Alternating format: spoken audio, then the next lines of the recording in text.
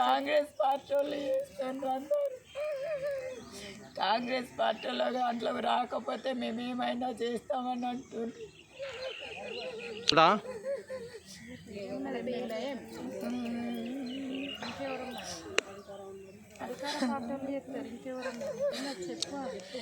Congress party వివేక వినోద్ వాళ్ళే చేస్తారు.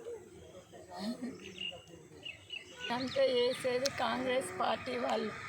Already Palleraju వాళ్ళను అజీత్ సార్ వాళ్ళు మాకు డబ్బుల కోసం అని ఫోన్లు చేసిండ్రు. నేను ఫోన్లు ఎత్తలేదనేసి వీళ్ళు ఇక్కడ మన శివాజీ నగర్లో ఉన్న వాళ్ళు కూడా కొంతమంది ఫోన్లు చేసిర్రు.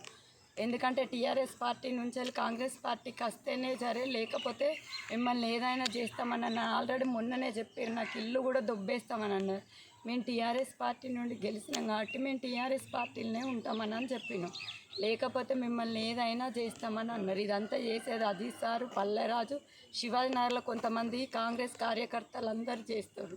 మమ్మల్ని మా కుటుంబాలని శివాజీనగర్లో ఉంచామని చెప్తారు, బెదిరిస్తారు ఏమైనా చేసి. మాకైతే కాంగ్రెస్ పార్టీ నుండి ప్రాణహాని ఉంది ఖచ్చితంగా.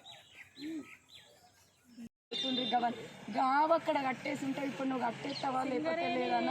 ఇంటిమేషన్ అయితే ఇట్లా ఉండదు. సింగరేణి ఇంటిమేషన్ ఏమన్నంటే కొత్తగూడెం జియంకు పంపించారు. జియం నుంచి వెళ్ళి మాకు మేము ఆల్రెడీ మున్సిపాలిటీకి ట్యాక్సీ కడతాను, మీకు పేపర్లు చూపించామంటే చూపిస్తాం. మాకు ఇంత ఉన్న వరకు కూడా మేము అంతా ట్యాక్సీ కడతాను. ఇప్పుడు మొన్న ఎలక్షన్ల కోసం ట్యాక్సీ కడితేనే కదా మనల్ని ఎలక్షన్లో వేయనిస్తారు. అది కూడా పేపర్ సబ్మిట్ చేసినాం మేము. మొన్న ఎవ్వరు రాలే మా ఇంటికి. నిన్న మొన్న నుండి అందరు తిరుగుతూ ఉన్నారట ఇంటి పక్కల. నేను లేని ఇంట్లో. నేను ఇవాళ మార్నింగే వచ్చినాం. టెంట్ హౌస్ సామాన్ అంతా తీసేస్తామంటారు అన్ని చేసి కోళ్ళది కూడా మొత్తం తీసేసి ఇప్పుడు కోళ్ళు అన్నీ పోయినాయి. ఇంట్లో ఉండగా ఇంత దౌర్జన్యం చేసుడైతే వచ్చలేదు. వాళ్ళు ఎవరనేది ఎవరంటే చెప్పట్లే. మేము నాకు చెప్పింది ఒక్కటే, ఆ కొత్తగూడెం కంప్లైంట్ చేసిరమ్మా నుండి జిఎంకి చెప్పారు. జిఎం నుండి మేము అందరం వచ్చినాం. ఇప్పుడు ఇవన్నీ వేసుకపోతా అన్నారు. మీకు దండం పెడితే ఇవన్నీ వేసుకపోరు వడ్లు మేము చేసే టెంట్ హౌస్ అంటే అన్నీ పక్క పెడతాను. మొత్తం ఇవన్నీ రేపు కనబడ్డాయి అంటే అన్నీ వేసుకపోతా అని అంటుంది.